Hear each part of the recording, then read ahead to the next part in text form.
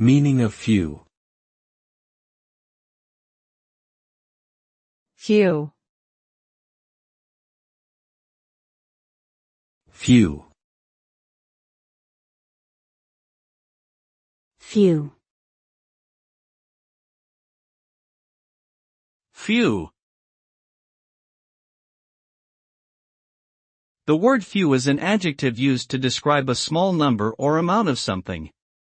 It implies that there is less than what might be expected or necessary for a given situation.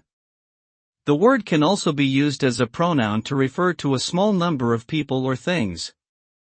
The significance of few depends on context, as it is a relative term that varies based on the subject being discussed.